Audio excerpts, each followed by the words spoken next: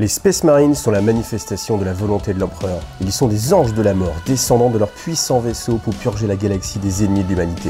Depuis 10 000 ans, les chapitres Space Marines sont le bouclier et l'épée de l'humanité contre les horreurs qui l'assaillent. Jamais ils n'ont failli et jamais ils ne failliront.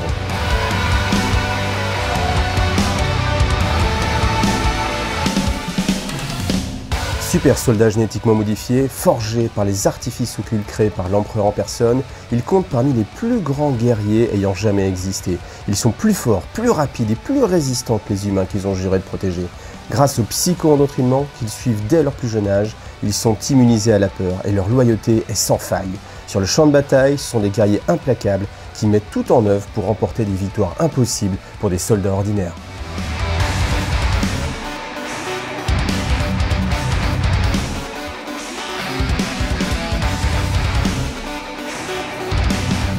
À l'ère Indomitus, l'Imperium est plus que jamais attaqué de l'extérieur et de l'intérieur. Les Space Marines tiennent bon, affrontant l'ennemi de front, leur foi inébranlable en l'Imperium brûlant dans leur cœur. Ils sont les champions de l'humanité et ils ne connaissent pas la peur.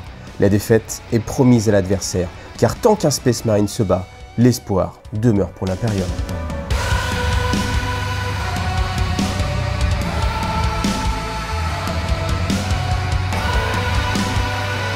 Alors si vous cherchez à en savoir plus sur les Space Marines, vous êtes au bon endroit. Dans cette vidéo, je vais m'appuyer sur le Codex Space Marine. Le Codex, c'est tout simplement tout ce qui va expliquer leur origine, leur nature et aussi leur façon de jouer. Parce que bien évidemment, les Space Marines sont issus de l'univers de Warhammer 40 000. Alors c'est un jeu, peut-être que vous le connaissez par des jeux vidéo, peut-être que vous le connaissez par des jeux de société ou par des romans tout simplement. Mais à l'origine, c'est un jeu de figurines. Et ce jeu de figurines, eh bien, on a besoin de codex. Un codex, c'est tout simplement ce qui va expliquer eh bien, et le narratif, qu'on va regarder ensemble, et aussi toute la façon de les jouer avec les règles. Alors, ce codex, vraiment, il est très sympathique si vous recherchez une sorte de base, une base pour apprendre ce qu'est un Space Marine, les connaître un peu mieux. Là, on va vraiment le faire dans l'ordre, regardez vraiment page par page. Vous voyez en plus que c'est un magnifique ouvrage, on a vraiment de très très belles illustrations. Ça, c'est le genre de choses qui peuvent faire plaisir au-dessus du lit si votre femme est d'accord, ou si monsieur est d'accord, si tout le monde est d'accord à la maison. Et moi, je vais m'appuyer justement sur cette structure, parce que la structure de ce codex est vraiment bonne pour vous présenter eh bien, ce qu'est un Space Marine. Alors pour resituer les choses dans leur contexte, là on est au 41e millénaire et eh bien l'humanité a continué d'évoluer, elle est passée par des étapes très positives avec de la technologie qui se développe, des problèmes avec l'intelligence artificielle, des choses que peut-être maintenant on peut connaître aussi. Et puis à un moment donné, l'empereur de l'humanité est apparu, c'était un être supérieur qui avait des grandes connaissances aussi bien génétiques que scientifiques et ça lui a permis de créer des post-humains, des surhumains, c'était les guerriers de tonnerre, c'était pas encore les Space Marines, mais pas loin des Space Marines, c'était des guerriers génétiquement modifiés qui le rendaient eh bien, imbattable, lui-même déjà été un combattant, sans doute le meilleur combattant que l'humanité ait jamais connu, et il a réussi à réunifier toute l'humanité, en tout cas sur la Terre, et au fur et à mesure à reconquérir l'espace, parce que entre temps, eh bien, c'est vrai que l'humanité avait réussi à se disperser dans l'espace, à se répandre, mais eh bien, les planètes étant isolées, bon, il s'est passé des tas de choses, comme on peut l'imaginer, et puis les planètes ont fait sécession, ou alors ont perdu contact avec la Terre, etc. Et l'empereur a décidé eh bien, qu'il devait mener la grande croisade pour réunifier l'ensemble de l'humanité. Le but derrière tout ça, c'est tout simplement conquérir la galaxie et faire en sorte que la galaxie appartienne aux humains. Donc, il a créé les guerriers tonnerre et après, fort de ce succès, il s'est dit tiens, je vais créer encore autre chose, quelque chose d'encore plus puissant. Ce sont les primarques. Les primarques, on peut les comparer à des demi-dieux. C'est assez difficile de se représenter ce que peut être un primarque maintenant, mais c'est une sorte de super Space Marine. C'est-à-dire qu'il avait tous les atouts pour être un des plus grands héros que l'humanité n'ait jamais connu. Et malheureusement, aucun plan de survie au contact de l'adversaire, on le sait bien. Et ce qui s'est passé, c'est que alors que les primarques, il y a eu 20 qui ont été créés, étaient en gestation, eh bien les puissances du chaos, les puissances occultes, les puissances démoniaques ont mis fin à cette gestation et ont simplement réparti tous ces primarques à travers la galaxie. Alors vous me direz, mais pourquoi ils ne les ont pas simplement détruits? Eh bien parce qu'ils n'avaient pas ce pouvoir de les détruire tout simplement. Alors je ne rentrerai pas dans les détails parce que rien que ça, c'est une série qui s'appelle l'Hérésie d'Horus. Là actuellement, je crois qu'il y a eu 50 bouquins, 50 romans sur la première partie. On va en avoir en doute une quinzaine d'autres pour pour juste le siège du palais de l'empereur, donc juste un peu le combat final. Donc ça vous fait allez, 80 bouquins en moins pour synthétiser cette partie. Le but n'est pas de le faire là. Par contre, je vous le donne pour que vous ayez une trame un petit peu narrative. Donc ces Primarques ont été perdus et l'empereur justement a recréé à partir de ces gènes eh bien, les Space Marines qu'on a actuellement. Alors comment on crée un Space Marine? Eh bien tout simplement, déjà il faut prendre l'élite de l'élite de l'élite de l'élite de l'élite, en faire un gros tri, ne prendre que le crème de la crème et après vous reprenez l'élite de l'élite de l'élite de ça. Donc au final, ce qu'il faut c'est l'élite, j'allais dire, hein, mais je crois que vous l'avez compris, l'élite de ce que peut proposer l'humanité et puis génétiquement la booster. Le but, c'est d'en faire des guerriers post-humains qui sont au-delà de ce qu'est un humain pour protéger justement l'humanité. Ça, c'est une des choses qui est assez amusante dans l'univers de Warhammer 40 000. Je peux pas me permettre de... allez, c'est que le Space Marine est un post-humain, c'est-à-dire qu'il n'est plus vraiment humain, mais pourtant, son but, c'est de protéger ceux qui lui sont inférieurs. Inférieurs physiquement, inférieurs mentalement, inférieurs en termes de résistance, de capacité, que ce soit physique ou mentale. Et ça, eh bien, c'est quelque chose qui des fois peut travailler un petit peu les Space Marines, mais je ne rentrerai pas plus dedans, on pourra regarder ça dans une prochaine vidéo. En tout cas, c'est un aspect qui est assez subtil en fait de l'univers de Warhammer 40 000, parce que cet univers, il est extrêmement riche. Je pense que dans les univers de jeux que vous pouvez rencontrer, allez, je pense que c'est le plus riche, parce que vraiment, il y a eu tellement d'écriture dessus, de romans depuis des dizaines d'années que bah, forcément il se passe des choses et cette notion justement que ces post-humains eh bien, protègent les inférieurs entre guillemets, c'est quelque chose qui est très riche et puis chaque Space Marine ou chaque chapitre, on verra un peu plus tard, peuvent le gérer de façon différente. En tout cas, on prend eh bien, alors des combattants exceptionnels, bien sûr, il faut une force physique, mais pas que, il y a aussi une force mentale. Pourquoi? Parce que les êtres qui sont choisis pour être Space Marine, alors déjà, il faut qu'ils soient très jeunes, parce que le corps ne doit pas avoir fini en fait toute sa croissance, parce qu'on va intégrer des éléments dans les enfants hein, directement, pour qu'ils puissent, eh bien, en grandissant, s'imprégner de leur superstructure de post-humain. Donc là, on voit un peu une illustration. Bien sûr, on va booster donc, le côté physique avec tout un tas d'organes en plus.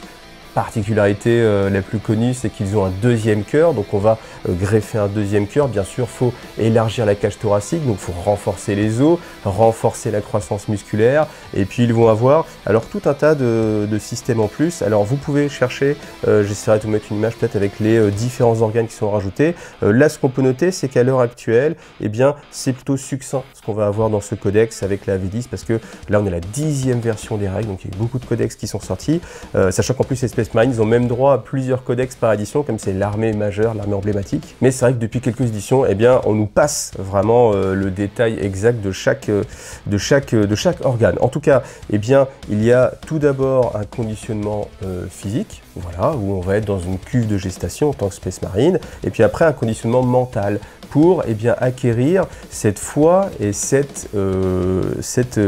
sens en fait, j'allais dire ce sens du sacrifice, c'est aussi le cas, mais essayer de savoir pourquoi on doit se battre absolument, pourquoi on doit protéger l'humanité. Et il y a aussi une relation vis-à-vis de l'empereur. Les Space Marines ne vénèrent pas l'empereur directement, pas tous, enfin, majoritairement non, c'est-à-dire qu'ils ne considèrent pas l'empereur comme étant un dieu, à l'inverse de l'ensemble de l'humanité où le culte impérial, l'humanité considère que l'empereur est un dieu et qui est là pour les sauver. Donc ils font des prières et ce genre de choses. Les Space Marines, eux, la plupart du temps, reconnaissent toutes les qualités de l'empereur, le fait qu'il soit supérieur, qu'il soit la clé de voûte hein, de l'impérium et de la survie de l'humanité, mais sans le déifier pour autant. Ça, c'est un élément qui est assez important. Au début, eh bien, il y avait 20 légions. Alors, 2 légions ont été perdues, ça c'est un des plus grands secrets, si ce n'est le plus grand secret de Warhammer 40 000. Est-ce qu'un jour, on nous expliquera quelles sont les 2 légions perdues? Je ne sais pas. En tout cas, on a des petites pistes de temps en temps comme ça qui sont envoyées à travers un roman, mais c'est une petite ligne par-ci par-là. Il n'y a aucun plan qui s'est dégagé, et puis ça fait partie du mystère. Donc voilà, il y a 2 légions qui ont disparu. Et après, eh bien, ces légions qui étaient constituées de milliers de combattants, eh bien, elles se sont scindées en chapitres. Alors pourquoi? Tout simplement parce qu'à un moment donné, eh bien, on va dire que la moitié des légions Space Marine ont trahi l'empereur. empereurs, elles ont suivi Horus, et il y a eu l'hérésie d'Horus. Dans cette hérésie d'Horus, forcément, eh bien, ça a coupé l'Imperium en deux, et les légions, qui étaient les armes les plus puissantes de l'Imperium, se sont affrontées les unes les autres. Toutes ont survécu. Ça peut être assez étonnant, parce que même celles qui ont subi le plus de pertes, par exemple comme les salamanders, on le reverra aussi un petit peu tout à l'heure, eh bien, ils ont réussi malgré tout à survivre et à perdurer 10 000 ans plus tard, parce que l'hérésie d'Horus c'était aux alentours de 30 000. Là, on est aux 40 000 et quelques, et ils sont toujours là 10 000 ans après, donc c'est dire la force des Space Marines. Après, je vous passe rapidement l'hérésie d'Horus, mais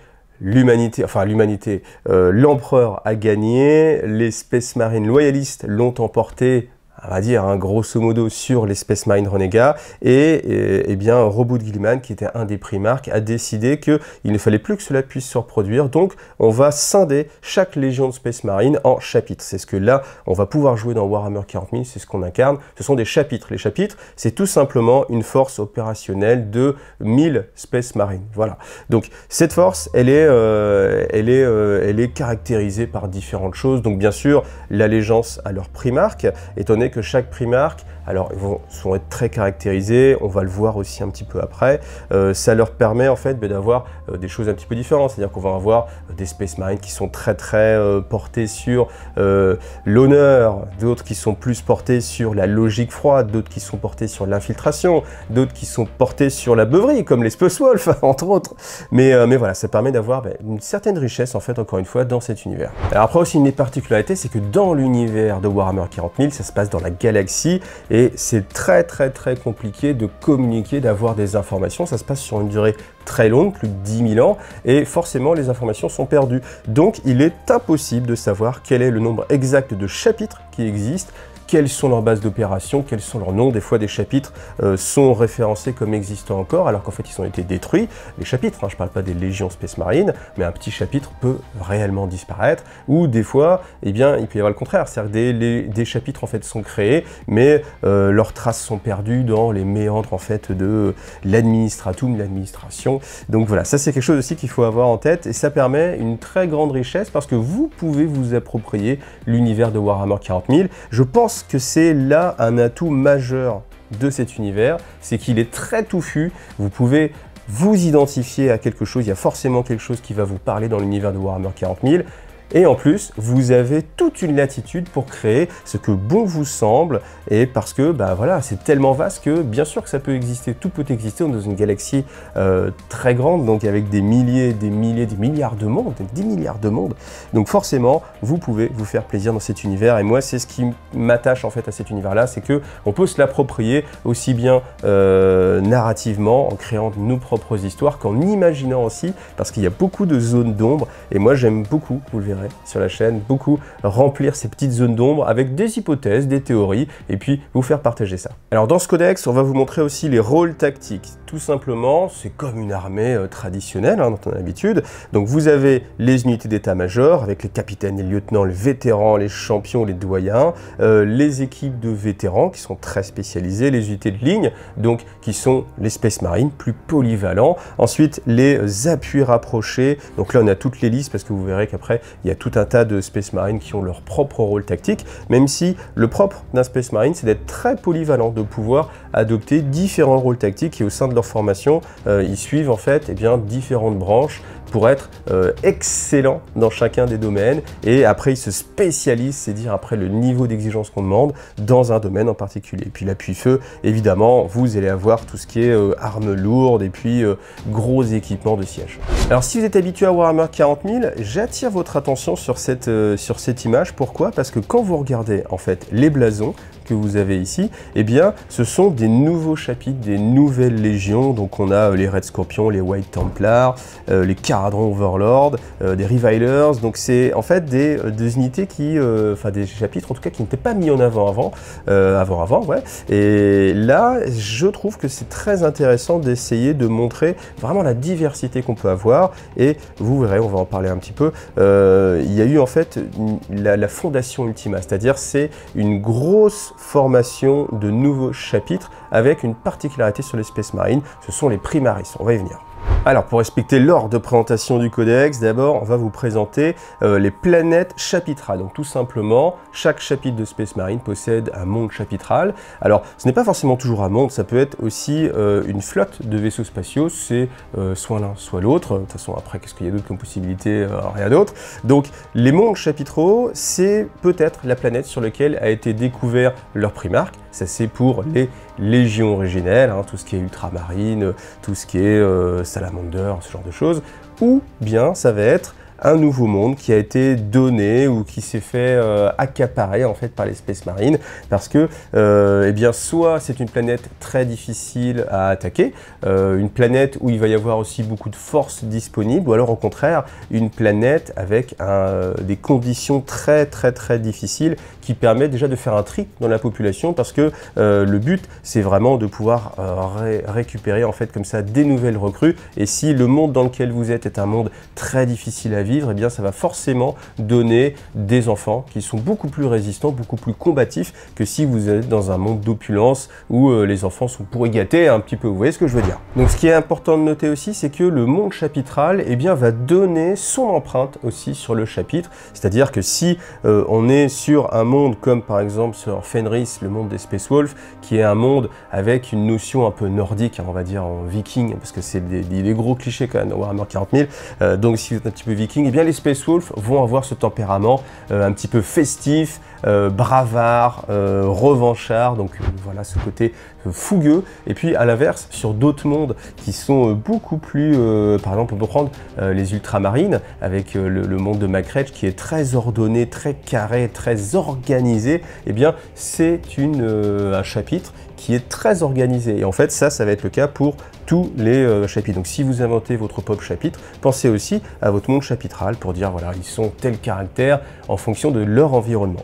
Donc ensuite, je vous disais qu'il y avait aussi des chapitres qui étaient itinérants. Le plus connu, c'est certainement celui des Black Templars, parce qu'ils sont toujours en croisade. Donc ils n'ont pas de monde attitré, mais ils errent, en fait, ils ont un but, hein, dans chacun de ces flottes. En fait, il y a plusieurs flottes comme ça, et au sein de chaque flotte, elle est en croisade. Donc elle va protéger l'humanité ou alors éradiquer les Xénos. Les Xénos sont tous les extraterrestres, tous ceux qui ne sont pas humains, les mutants, les hérétiques, ceux qui ne croient pas en la divinité de l'empereur. Alors oui, je vous dis tout à l'heure que les Space Marines n'apportaient pas beaucoup de crédit à la divinité de l'empereur, sauf les Black Templars. Les Black Templars sont une exception, et eux pensent en effet que l'empereur a un côté divin, et ils se font, ils se sont donnés en fait cette mission, faire en sorte que l'humanité complète adhère au culte impérial, c'est-à-dire pense en effet que l'empereur est divin. Voilà. Donc là, vous avez cette image-là qui permet aussi de se rendre compte de l'univers de Warhammer 40 000. Là, vous avez des vaisseaux spatiaux. Ces vaisseaux spatiaux, en termes de métrage, mais on peut parler de kilométrage, ce sont les plus grands vaisseaux quasiment qu'on peut trouver dans le monde de la science-fiction. Je vous fais une petite image comparative. Un vaisseau comme ça, un vaisseau de base, une petite frégate, c'est de l'ordre de 1000 mètres, ouais, de 1 km et quelques.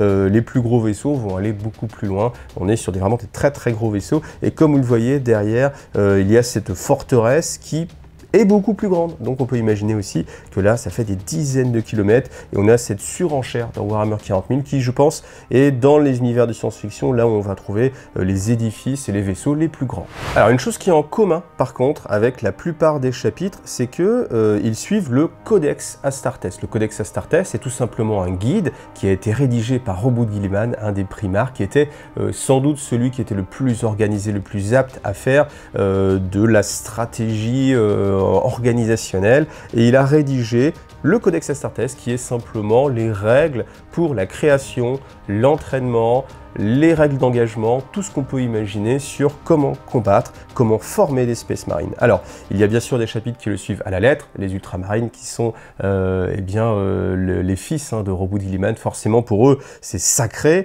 Pour d'autres, comme les Space Wolves en l'occurrence, eh bien c'est plus une sorte de ligne de conduite, mais qu'on va mettre un petit peu de côté, parce que Roboute Guilliman, il a ses propres idées, chacun son style. Voilà, ça c'est un peu la thématique des Space Wolves. Après, vous avez des chapitres qui vont voir le Codex Astartes comme un guide de référence, mais pas forcément une sacro-sainte écriture qu'on doit respecter à la lettre. Et voilà, vous avez comme ça ce melting pot, mais ça permet de dire que la plupart du temps, un chapitre typique, c'est 10 compagnie. Chaque compagnie est constituée de 10 escouades de 10 hommes, ce qui vous fait 1000 hommes, tout simplement, pour un chapitre. Alors après, vous avez un petit peu l'organisation. Donc bien sûr, vous avez le maître de chapitre. Le maître de chapitre, c'est le Space Marine qui va avoir la charge de guider son chapitre en fait au combat, de prendre les décisions, lui-même peut-être accompagné de son état-major qui va être soit des membres qu'il a choisis lui-même, soit des guerriers qui sont plus expérimentés que lui.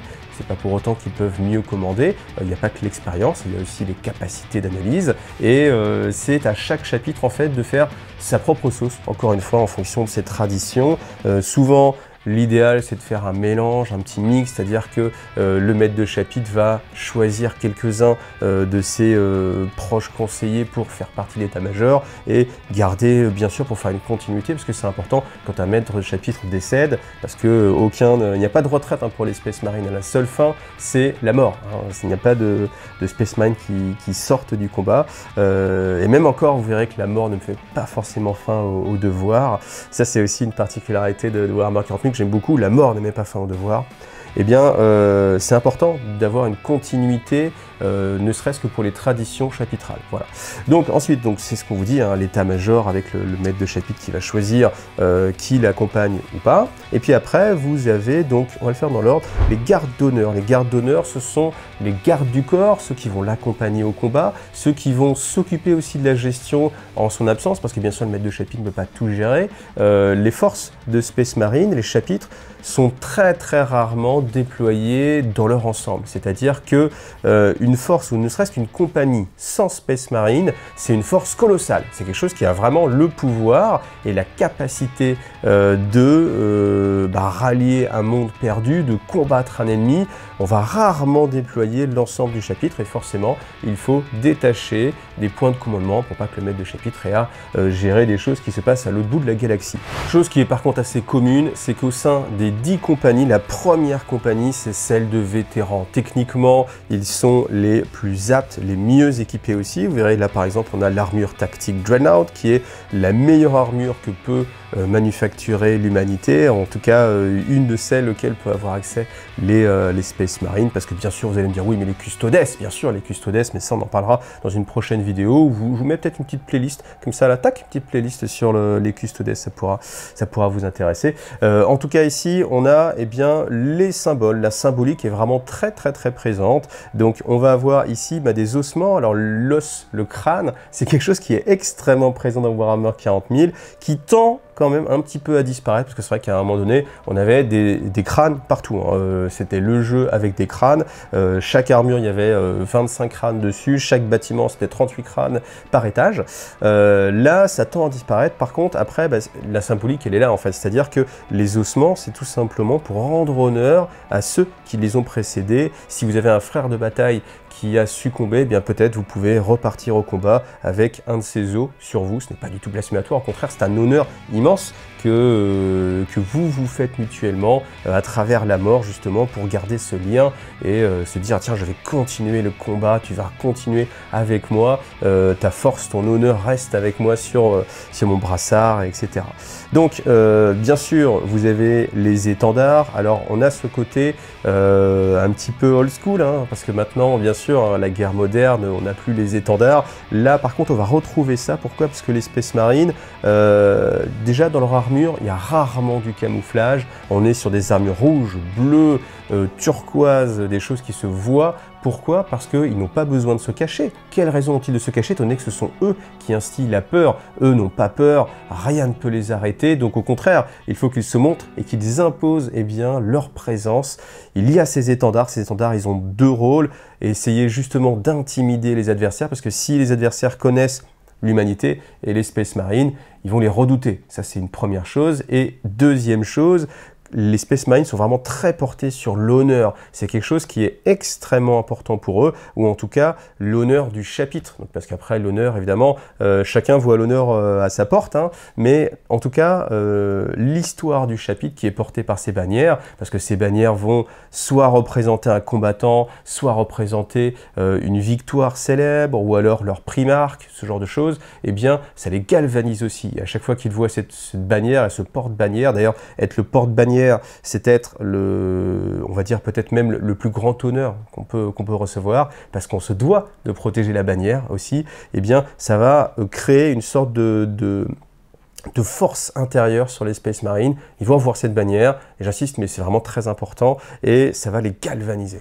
Alors souvent dans l'organisation du chapitre, les vétérans sont répartis. Vous avez les Sternguard et les Vanguard, donc c'est-à-dire ceux qui sont plutôt portés sur, on va dire, le corps à corps, ceux qui sont plutôt portés sur le tir. Ce qui est assez amusant, c'est qu'il y a une rivalité, bien sûr, parce que chacun veut montrer qu'ils sont plus aptes à remplir les missions que d'autres.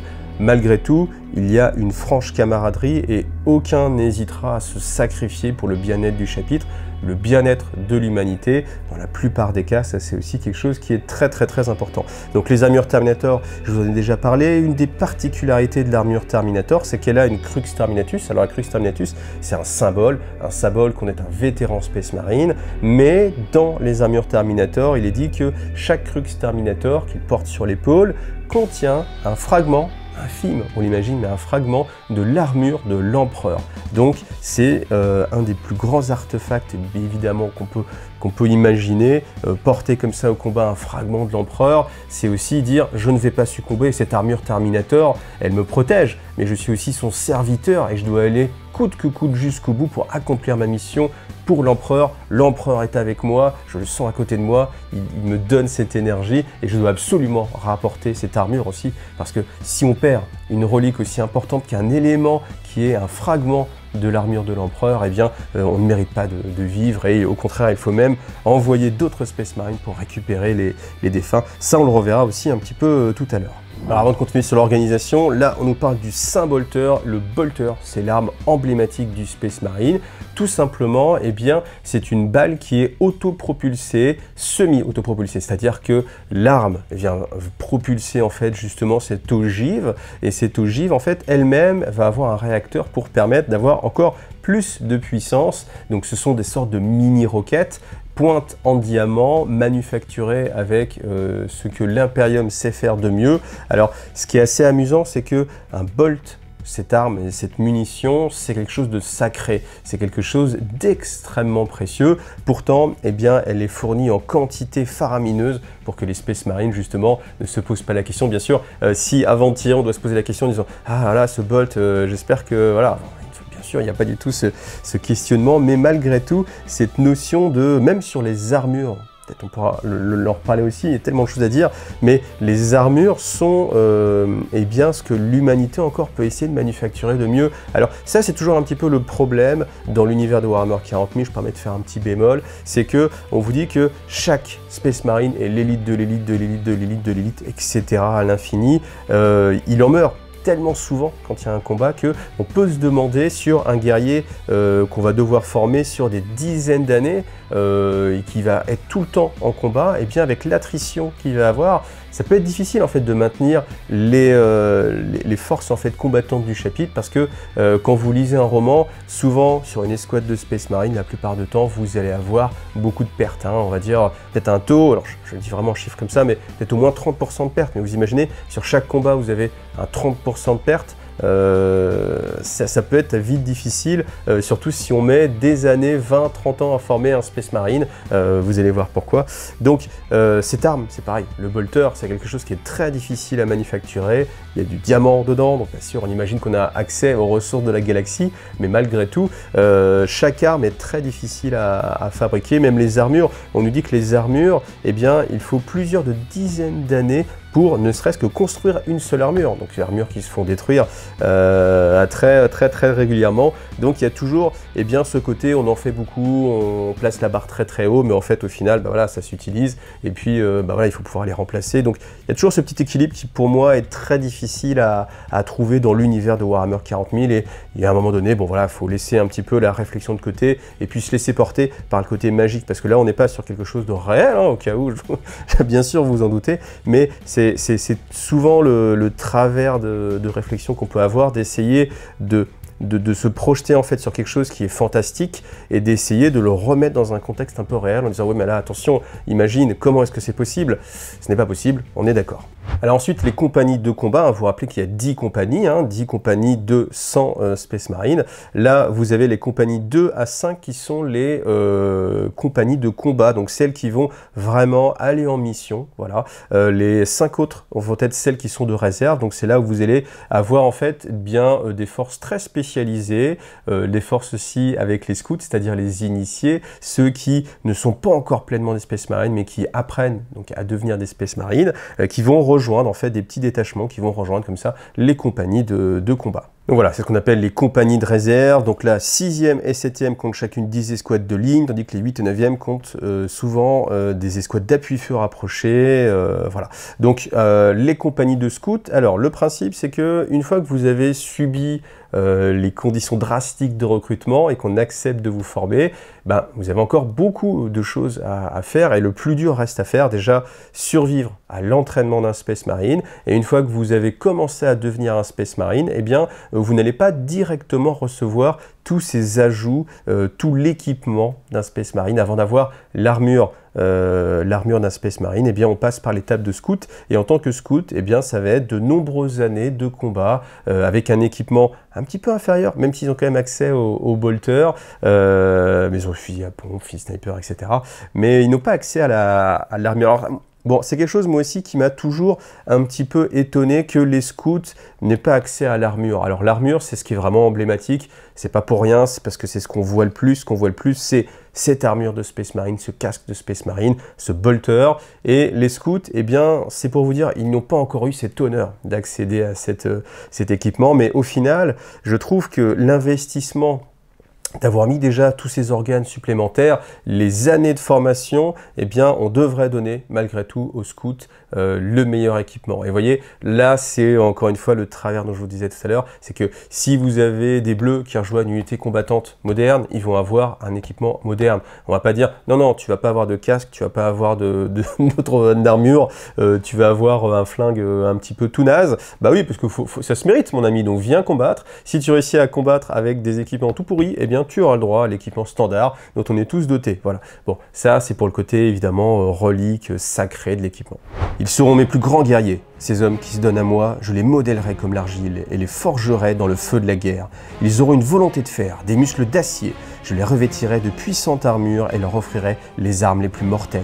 Ils seront insensibles à la maladie, qui ne pourra les affaiblir. Ils feront preuve de tactique et de stratégie et disposeront de machines qui les rendront invincibles. Ils seront mon rempart face à la terreur. Ils seront les défenseurs de l'humanité. Ils seront mes Space Marines. Et ils ne connaîtront pas la peur.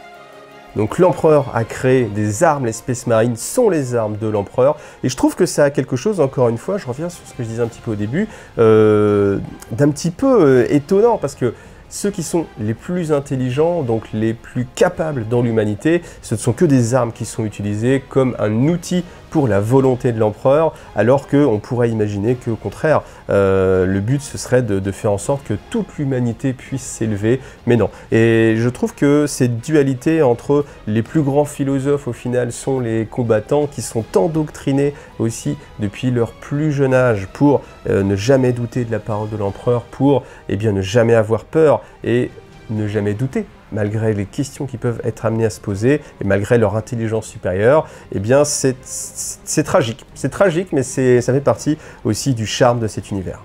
Alors je reste sur cette page-là parce que dans le codex, de temps en temps, vous avez quelque chose de narratif. Alors la plupart du temps, c'est du descriptif, de l'informatif. Là, vous avez quand même du narratif et vous avez une escouade de Space Marine qui lutte contre une autre escouade de Space Marine parce que vous savez qu'il y a les Space Marine Renégats qui sont passés du côté du chaos, les Night Lords. Et là, on a cette unité qui va complètement se faire décimer. Donc on a 10 Space Marines qui viennent de mourir tout simplement. Et quand vous imaginez tout ce qu'on a vu avant, la difficulté de produire les armures, de produire les munitions et de produire l'humain ou le post-humain qui est à l'intérieur de cette armure, le fait qu'il y en ait 10 qui viennent de mourir comme ça, mais c'est horrible. C'est une des plus grandes pertes qu'on peut avoir dans l'humanité. Malgré tout, eh bien voilà, ils ont réussi à se faire battre si simplement. Donc vous voyez, c'est ça qui est un petit peu toujours dommage, c'est que on nous les met sur un piédestal énorme. Ils sont invulnérables, un seul Space Marine équivaut à une armée de 1000 hommes ordinaires, mais malgré tout, ils se prennent un tir de mitrailleuse et puis c'est fini, quoi. Donc c'est toujours ces choses qui sont un petit peu dommages, mais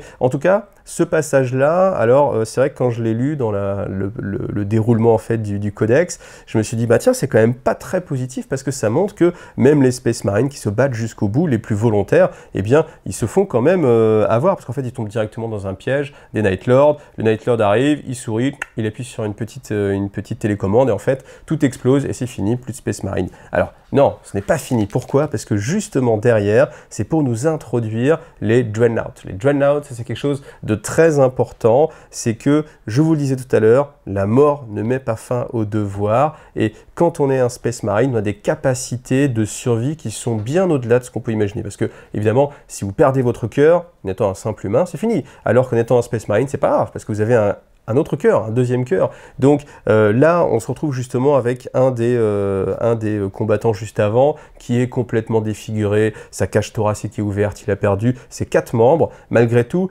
il respire encore, il est encore en vie, et là, les apothicaires, c'est-à-dire, on va dire, les médecins, ceux qui viennent, eh bien, réussissent à le maintenir en vie. Et la force combative de cette arme qui est le Space Marine, eh bien, l'expérience aussi qu'il a accumulée, c'est quelque chose d'extrêmement précieux, hein, je vous l'ai dit, et on va pouvoir, eh bien, continuer à les utiliser. Donc, ce biais-là, c'est par les Dreadnoughts. Les Dreadnoughts, il faut tout simplement imaginer que c'est un cercueil dans lequel vous mettez presque la dépouille, en tout cas les restes, parce que c'est bien de ça qu'il s'agit. Ceux qui vont rejoindre en fait le sarcophage d'un Dreadnought, ce sont uniquement ceux qui ne peuvent pas être sauvés directement autrement. Parce qu'on a bien sûr accès à des bioniques, c'est-à-dire que si vous perdez un de vos bras, c'est pas très grave, hein, au 40e millénaire, que vous êtes un Space Marine, on va vous mettre un augmentique, c'est-à-dire qu'on va le remplacer par un bras robotisé. Si vous perdez un œil, c'est pareil, si vous perdez vos jambes, etc.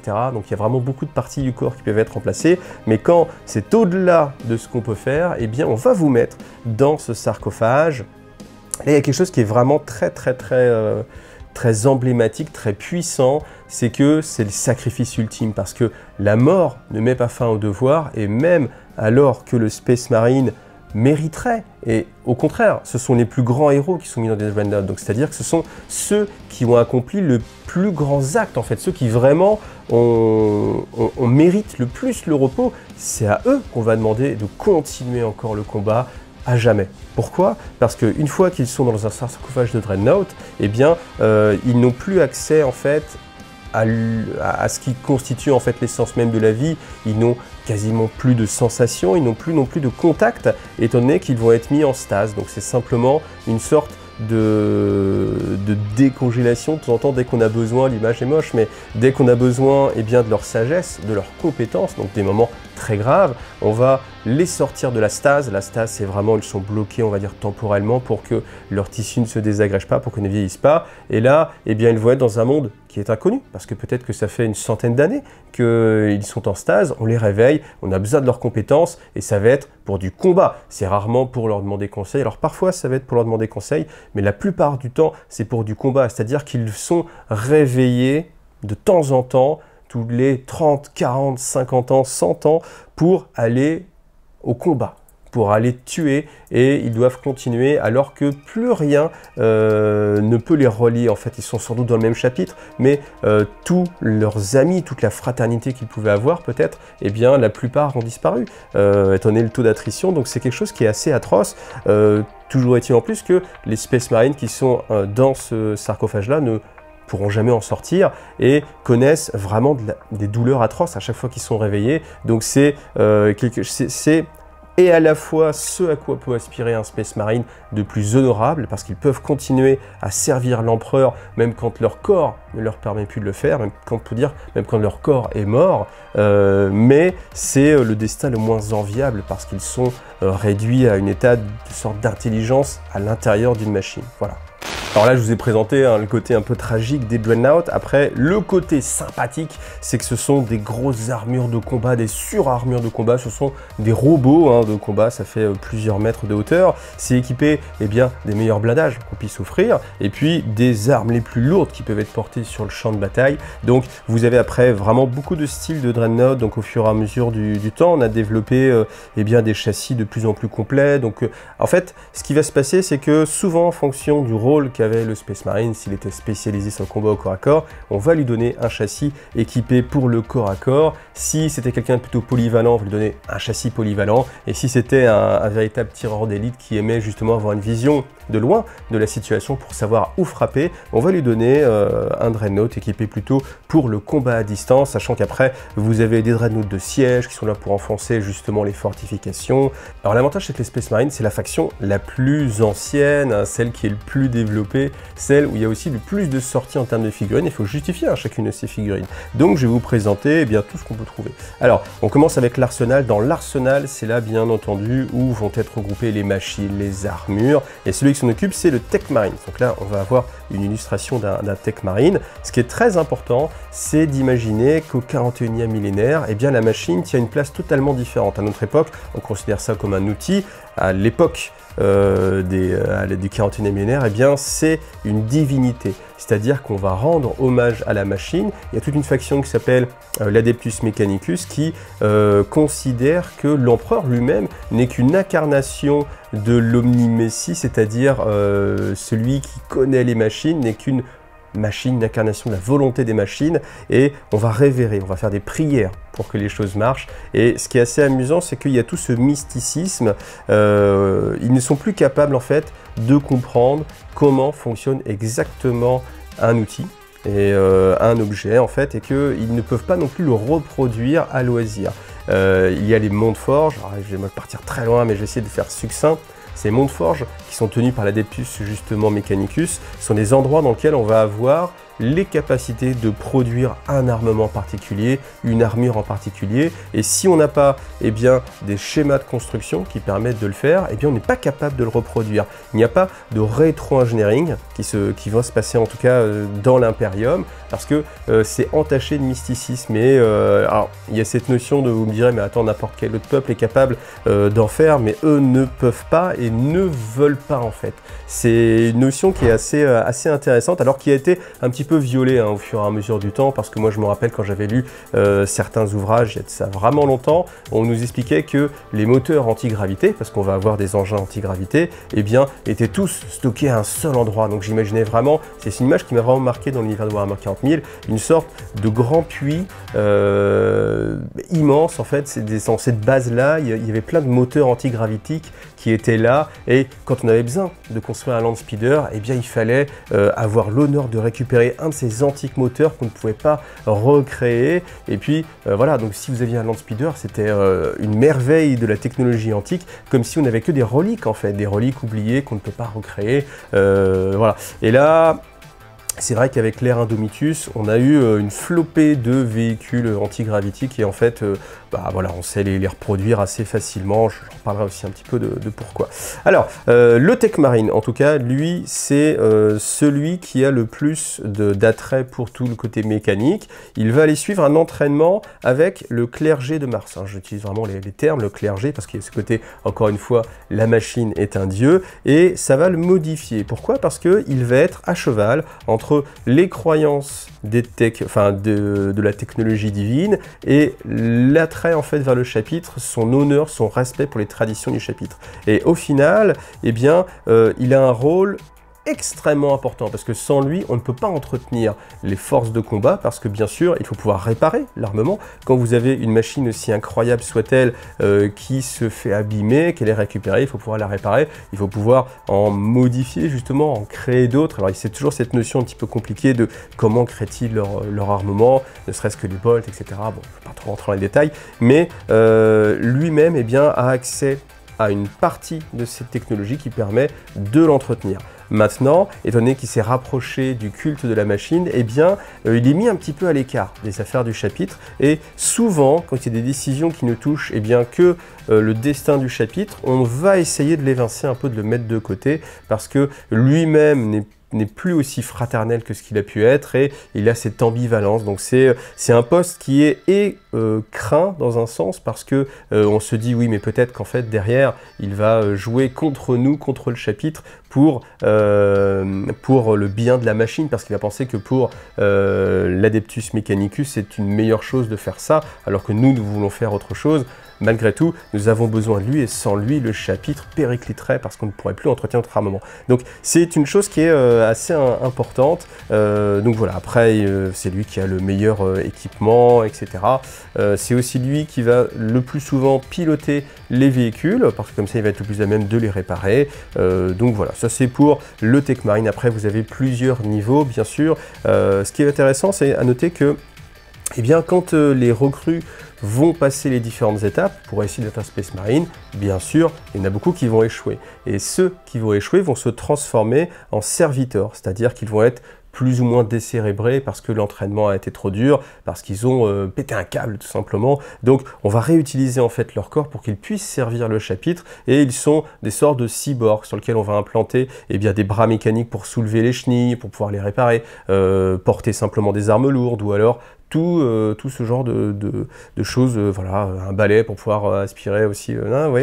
Donc voilà, on peut devenir un serviteur. Le maître de la forge, c'est bien entendu le Tech Marine suprême, parce qu'il y a plusieurs Tech Marines. C'est celui qui a les plus grands secrets du culte Mechanicus, et c'est celui qui a accès à toutes les reliques aussi du chapitre. Voilà. Donc là, on reste un petit peu encore dans l'équipement, donc on vous montre hein, les engins Space Marine. Alors, il faut savoir que depuis l'ère Indomitus, c'est-à-dire techniquement depuis 6 ans, il y a eu une énorme évolution sur l'historique en fait des Space Marines.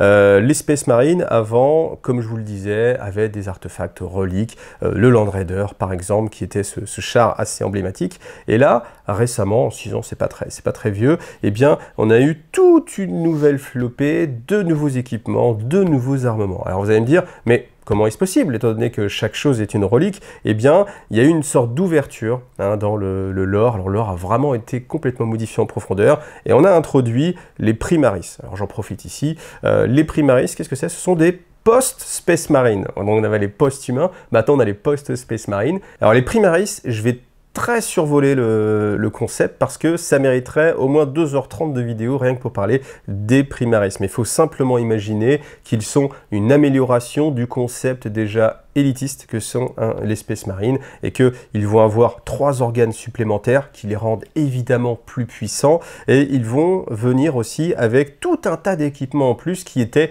cachés jusqu'ici, et qui tout simplement en appuyant sur le bouton magique, tac, on a accès à tout un tas de nouvelles technologies. Typiquement le char répulsor, faut imaginer que c'est un Land Raider avec des moteurs antigravitiques, voilà, donc c'est quelque chose qui a beaucoup divisé la communauté, parce que quand ça fait 30 ans qu'on suit du Space Marine, qu'on est fan de cet univers-là et qu'on me dit mais attends, mais maintenant il y a des nouveaux Space Marine, voilà, regarde, ils arrivent avec toute une tripotée d'équipements en plus, nouveaux bolters, nouvelles armures, etc. Le côté relique justement qu'on avait sur l'armement, et puis vous voyez, le côté chaque moteur antigravitique, c'est extrêmement précieux, c'est une relique. Là, non mais attends, vas-y, on arrive, on a 15 nouveaux land speeders, 25 répulsors, 38, je sais plus, d'autres des rhinos antigravitiques, enfin, etc. etc. Et c'est vrai que c'est quelque chose qui divise un petit peu la communauté, c'est un choix de Games Workshop, c'est... voilà, je peux faire de la politique, mais en gros, la politique c'était, et si on revendait à tout le monde des Space Marine? Ouais, ce serait une bonne idée, mais comment on peut faire ça? Eh bien, on va introduire une nouvelle gamme de Space Marine qui sont beaucoup plus jolies, parce que c'est vrai qu'au fur et à mesure du temps, il faut bien imaginer, hein, sur 30 ans, eh bien, l'échelle des figurines a augmenté au fur et à mesure, et on se retrouvait avec des Space Marine qui étaient des post-humains de 2,50 m, qui avaient peut-être pas la taille suffisante, non, certainement pas la taille suffisante, parce qu'ils étaient plus petits que certains gardes impériaux qui sortaient, donc des humains classiques. Donc au fur et à mesure, il fallait changer la gamme, la moderniser, et le choix de Games Workshop, ça a été d'introduire des nouvelles unités, plutôt que de dire simplement, on réactualise les figurines. Parce que l'idée, elle était là, hein, c'était simplement de réactualiser les Space Marine pour qu'on ait des figurines qui soient un peu plus emblématiques. Là, simplement, ils ont introduit d'une façon narrative des Space Marine qui sont différents, donc avec des entrées différentes, des règles différentes. L'idée, c'est que si vous voulez les jouer, il faut des nouvelles figurines. Alors que si on avait simplement dit ce sont les nouvelles esthétiques des Space Marine. Bah, beaucoup de joueurs auraient simplement dit oui, bah, c'est la même unité, hein, mon unité de Space Marine tactique. Oui, maintenant ils ont fait des figurines plus jolies. Si elles me plaisent, je les achète. Si j'ai pas forcément les sous, hein, ou si j'ai pas forcément envie, je vais rester avec les figurines que j'ai déjà. Sauf que quand on introduit une nouvelle unité, les intercesseurs, et bien du coup, on peut pas les jouer avec les Primarines classiques. C'est pas les mêmes figurines, donc forcément. Voilà. Donc ça, ce sera la postérité jugera de ce qu'a fait Games Workshop, mais en même temps, ils font bien ce qu'ils veulent. C'est leur jeu, et puis nous, on n'est que à accepter les choses, tout simplement. Ou voilà. Donc à chacun sa grille de lecture. En tout cas, faut savoir que là, dans cette version-là, maintenant, la V10, le côté Primaris par rapport aux autres est en train de se gommer, parce que bah, forcément, maintenant que toute la gamme a été plus ou moins refaite, donc l'inquiétude qu'on peut avoir, elle est bien légitime, c'est de se dire, maintenant que l'impulsor existe, qui est ni plus ni moins qu'un Rhino antigrave, est-ce que ça a encore du sens d'avoir un Rhino avec des chenilles, alors que lui est supérieur en termes de lore, en termes narratifs, et qu'il est facile à produire. On peut le produire facilement, étant donné que chaque chapitre y a accès, je pense qu'à terme. Alors je me demande comment ça va être négocié, ça on le verra dans les années qui viennent.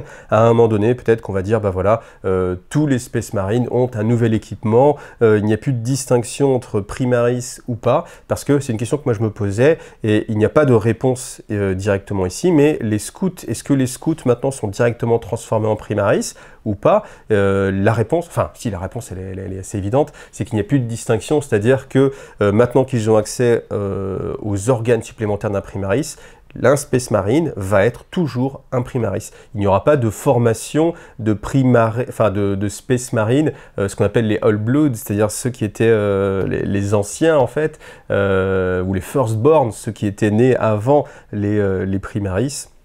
C'est un peu compliqué ce passage-là, mais voilà, faut se dire que forcément, le but, c'était de vendre de nouvelles figurines, donc on fait une nouvelle unité, hein, pour pas que les gens disent « bah non, je l'ai déjà, l'unité, c'est juste que la figurine a un look différent ». Et puis, à un moment donné, bah voilà, on fait passer par la porte arrière les anciens en disant « bon, c'est bon, maintenant vous avez depuis 30 ans que vous êtes là, hop ». Et puis, on va avoir une simplification, ce qui n'est pas mauvais après en termes de jeu. Alors après, chacun va juger, c'est quelque chose qui partage encore une fois beaucoup la communauté. Là, toujours est-il que maintenant, on a suffisamment de diversité dans les Primaris pour pouvoir les jouer comme ce qu'on avait l'habitude. Maintenant, bien sûr, évidemment, il faut racheter des figurines. Bon. Parenthèse très grande, mais au moins vous avez l'information. Alors ensuite, le Reclusium. Qu'est-ce que c'est que le Reclusium? C'est le lieu sacré, on va dire la chapelle, parce que les Space Marines, je ne l'ai pas précisé, mais l'image emblématique qu'on a d'eux, ce sont des moines guerriers. Une confrérie, des frères, justement, des frères de bataille, et vous avez le chapelain qui va être le garant de la foi. Pas la foi dans l'empereur, comme on l'entend justement avec ce côté religieux, mais la foi dans l'honneur, le fait de ne pas reculer, de ne pas connaître la peur, de toujours combattre quoi qu'il arrive, de ne jamais laisser tomber, d'être les garants de la pureté aussi, parce que ce qui est important, étant donné l'histoire des Space Marines, le fait que la moitié des légions Space Marines à l'époque ait trahi l'empereur, c'est extrêmement important. On se dit qu'on n'est pas à l'abri, évidemment, même si on est sur l'élite de l'élite de l'élite de l'élite, vous savez, hein, la suite, eh bien, ils ont quand même trahi, même un primarque, même les primarques qui étaient au-delà des demi-dieux, eh bien, eux aussi, la moitié a trahi l'humanité, on peut le dire comme ça, ou la vision de l'empereur, en tout cas. Donc, eh bien, de simples Space Marines, eux aussi, ils doivent être toujours encadrés, et ce n'est pas parce qu'on a atteint le statut Space Marine qu'il ne faut pas continuer à veiller sur eux. C'est le rôle des chapelains. Donc les chapelains, après, c'est pareil, il y a plusieurs degrés, hein. Ce qui est assez amusant, c'est que il y a justement cette dualité, encore je vais insister dessus, mais c'est une part importante des choses, surtout, je pense, à l'époque de la V10 de Warhammer 40 000, cette dualité sur le fait qu'il y a le culte impérial, et que ces plus grands défenseurs, à savoir les primarques qui sont revenus, et les Space Marines, n'adhèrent pas au credo impérial, c'est-à-dire n'adhèrent pas à la religion d'État, simplement. Donc vous imaginez si vous êtes dans un pays où vous avez une religion d'État et que votre armée et l'élite dirigeante n'adhèrent pas à cette religion, il y a quand même quelque chose d'un petit peu sujet à des frictions. Et bien là, comme l'humanité en fait ne peut pas se passer de la protection des Space Marines, il y a une tolérance. Donc il y a une intolérance envers un humain qui n'adhère pas au credo impérial. Par contre, il y a une extrême tolérance envers un Space Marine qui n'adhère pas au credo impérial.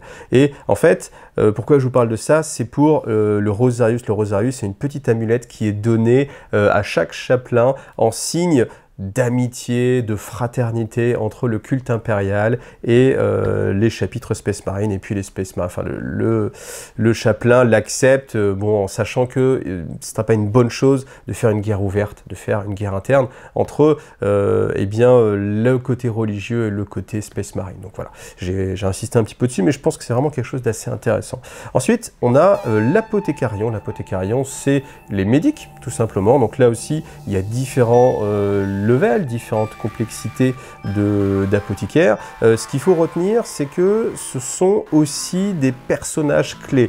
Pourquoi? Parce que autant le Tech Marine va posséder les clés technologiques, donc c'est-à-dire l'entretien de l'équipement, l'apothicaire, pardon, lui, va posséder les clés génétiques, ce qui va permettre de transformer un humain en post-humain. Et que sans lui, eh bien, on ne peut pas créer de nouveaux Space Marines. Il faut l'équipement, mais il faut la base aussi. Et la base, c'est bien un humain qui a été modifié génétiquement. Donc, les apothicaires sont ceux qui possèdent ce talent. Ce sont aussi eux qui vont intégrer les différents organes, donc modifier chacun des Space Marines. Et c'est un rôle qui est prépondérant parce que cette tâche est très difficile, parce que bien sûr ils ont sur leurs épaules la responsabilité de la survie du chapitre, parce que s'ils ne sont pas capables, s'ils perdent les connaissances ou qu'ils ne sont plus aptes à créer de nouveaux Space Marines, eh bien c'est le déclin du chapitre. Mais aussi une chose qui est très importante, c'est que pour créer un nouveau Space Marine, il faut des glandes progénoïdes. Les glandes progénoïdes, c'est tout simplement des glandes qui sont portées par les Space Marines. Chacun en a deux zones différentes. Et en fait, ces glandes, c'est le patrimoine génétique. Et il faut que ce patrimoine soit incubé dans un Space Marine pour pouvoir perdurer. Ce qui veut dire que quand un Space Marine décède, il est extrêmement important, c'est une mission capitale, de récupérer les glandes progénoïdes. Donc c'est-à-dire d'aller opérer sur le champ de bataille alors que autour de vous, eh bien, d'autres sont en train de lutter. Vous, votre tâche en tant qu'apothicaire, c'est de soigner évidemment ceux qui ont besoin de l'être, mais encore plus important, c'est de récupérer les glandes progénoïdes pour justement permettre la création de futurs Space Marines. Et ça, c'est aussi quelque chose qui est très marquant dans les Space Marines et qui est, on va dire, le trait le plus caractéristique. Chose aussi extrêmement importante, c'est qu'il y a un endroit, évidemment, dans la forteresse monastère des Space Marines, dans lequel ils vont garder les glandes progénoïdes, et c'est l'endroit le mieux défendu du chapitre. Et souvent, quand vous avez des missions, typiquement des légions renégates, des forces du chaos, des forces xéno, qui veulent détruire un chapitre, la façon la plus efficace de le faire, c'est de s'attaquer aux glandes progénoïdes. Donc voilà, ça en tout cas c'est une certitude. Alors après bien sûr ceux qui connaissent le principe de la croisade Indomitus, c'est que récemment eh bien, on a apporté tout un stock de matériel génétique au chapitre qui était justement bien mal en point avec différents événements, et on a pu recréer comme ça tout un tas de Space Marines. Alors je pense vraiment que c'est ce qui divise la communauté encore une fois, parce qu'on était vraiment sur une pente vraiment descendante, où on arrivait proche de l'abysse, où l'humanité, de par les Space Marines, de par son existence elle-même, était au bord du gouffre, et tout d'un coup, on ouvre une porte magique, et tout d'un coup, voilà, ça y est, non mais t'inquiète pas, les Blood Angels étaient sur le point de disparaître, mais non, on arrive, on va renforcer, on va redonner de l'équipement, etc., etc., etc. Et c'est vrai que c'est quelque chose où, vous voyez, c'est un peu le côté plot armor. Quand vous avez votre personnage fétiche, vous y êtes attaché depuis des années, il est sur le point de succomber, il a l'âge, l'équipement, tout lui fait défaut, et tout d'un coup, non mais attends, t'inquiète, hein, regarde, t'as juste à ouvrir cette porte-là, et puis regarde, tu as récupérer la force de tes 20 ans, tu as un équipement encore meilleur, tu as encore plus de pouvoir. Allez, on y va, c'est reparti. Bon, ok. Vous voyez, hein, j'y mets ma sauce, hein, mais c'est... En fait, moi, ce qui me plaît dans cet univers-là, c'est ce que je vous dis tout à l'heure, c'est qu'il y a la possibilité de se l'approprier, et il faut être critique, en fait. Il ne faut pas simplement consommer ce qu'on vous donne en termes de lore, en termes de codex, mais je pense que c'est important de garder son esprit critique, et puis ça nous permet d'avoir des discussions, ça nous permet d'avoir des échanges. Moi, j'ai mon avis, vous avez votre avis qui se fait forger de par votre connaissance, de par ce qu'on peut vous dire, mais il y a un échange, hein, c'est-à-dire que là, dans les commentaires de la vidéo, vous allez me dire « oui, mais t'as pas pensé à ça » et tout. Et en fait, de cette richesse de l'échange, c'est là où justement on grandit, et le lore de Warhammer 40 000 va grandir et gagner en maturité au fur et à mesure. Donc voilà, moi je trouve ça vraiment très intéressant. En tout cas, restez cordial, hein, vous prenez pas la tête, ça reste qu'un jeu, ça reste qu'un univers. Faites-vous plaisir avant tout avec votre univers. Il y a des tas de choses dans la réalité du monde réel qui sont assez relous comme ça, pour pas qu'on se prenne trop la tête sur des choses qui sont là pour nous divertir. Parce qu'au final, c'est juste ça. Le but de tout ça, c'est de nous divertir et passer un bon moment. Alors, le Librarius, c'est tout simplement, dans Warhammer 40 000, vous avez ce côté mystique, car la magie, telle qu'on peut l'entendre, existe. Donc, ça s'appelle les pouvoirs psychiques. C'est lié au Warp. Le Warp, c'est une dimension qui se superpose à l'univers matériel, qu'on ne peut pas accéder directement, mais d'où on peut puiser en fait une force. C'est là aussi où sont les démons. Donc cette dimension, elle permet à des humains ou des post-humains, des Space Marines, d'avoir accès à des pouvoirs magiques. Donc ça s'appelle les pouvoirs psychiques. Donc bien sûr, tous les humains n'y ont pas accès. Il faut déjà avoir des compétences dans ce domaine-là, mais c'est très dangereux et ça doit être encadré. Pourquoi? Parce que c'est une porte ouverte pour les démons. Les démons qui sont l'ennemi, bien sûr, du matériel, le côté matériel des humains. Donc il faut absolument pouvoir lutter contre eux. Donc on va utiliser cette puissance du Warp tout en luttant contre le Warp et les entités du Warp.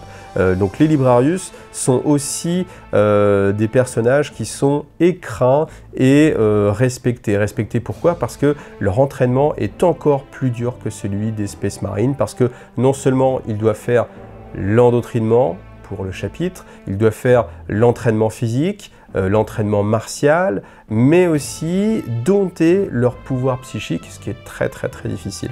Mais c'est un atout évidemment colossal, parce que sur le champ de bataille, évidemment, quand vous pouvez envoyer des éclairs, broyer des adversaires juste par la pensée, c'est quand même un atout extrêmement précieux.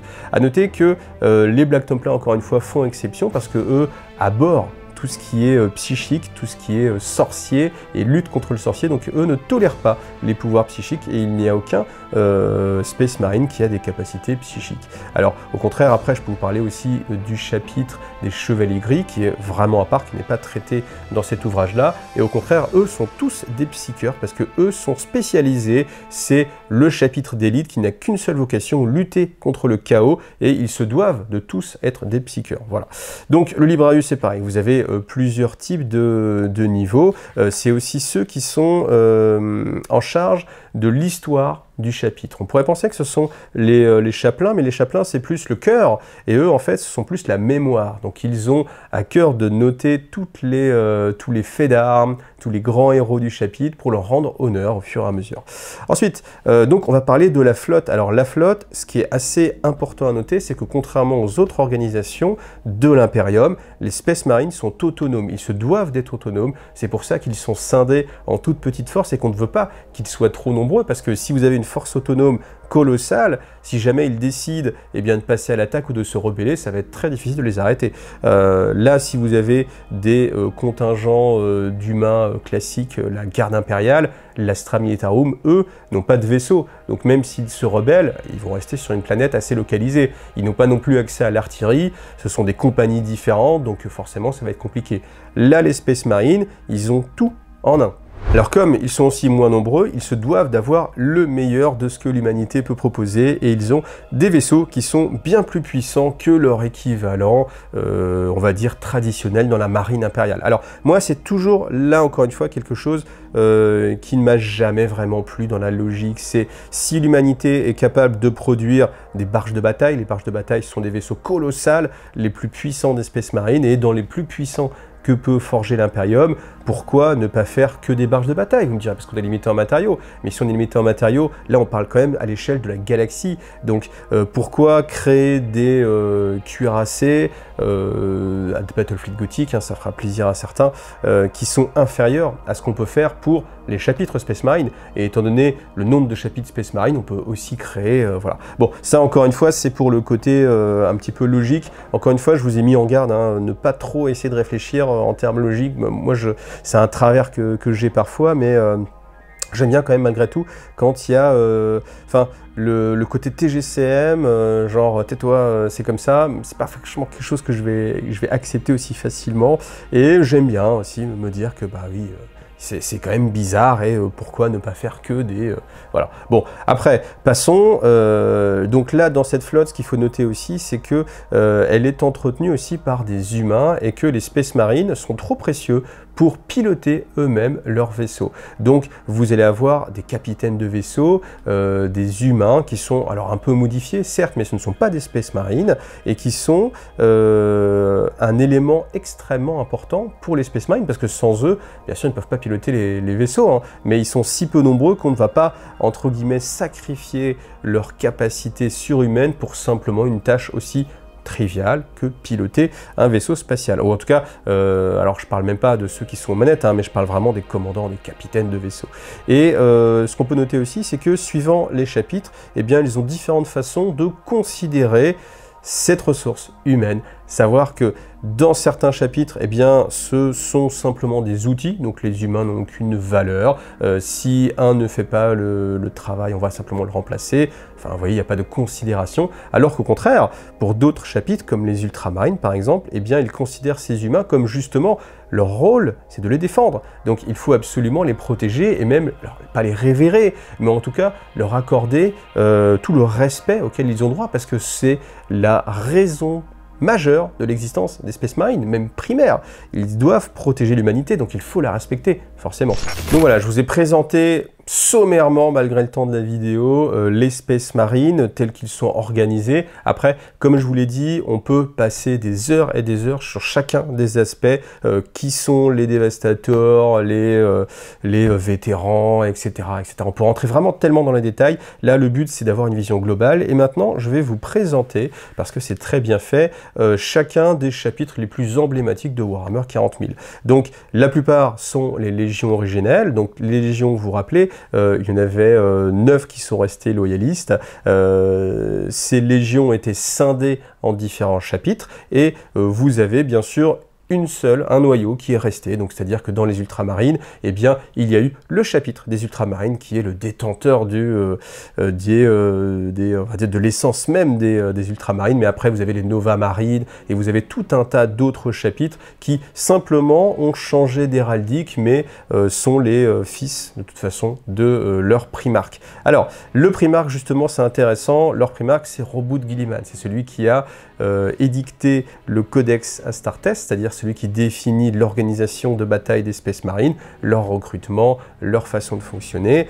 Chose intéressante, c'est que cet ouvrage a été écrit il y a plus de 10 000 ans, mais là, récemment, depuis quelques années, Roboute Guilliman est revenu, tous les primarques avaient disparu, tous les primarques loyalistes, attention, avaient disparu, et Roboute Guilliman, qui était en stase, a été réintroduit dans l'univers. Donc là maintenant, c'est le commandeur régent de l'Imperium. Il a modifié le codex Astartes pour qu'il soit réactualisé, et puis il dirige l'Imperium. Alors, je vais passer un petit peu sur ce personnage-là, parce que je pense qu'une vidéo complète serait à faire sur Roboute Guilliman, et j'ai vraiment envie de vous en parler, mais très rapidement, il faut se dire que lui vient de l'époque de l'hérésie d'Horus, une époque où l'empereur était encore parmi les hommes, il marchait parmi eux, il a côtoyé l'empereur, c'est un fils de l'empereur, donc il connaît en fait le plan de l'empereur, ce qu'il voulait faire, et surtout l'empereur ne voulait pas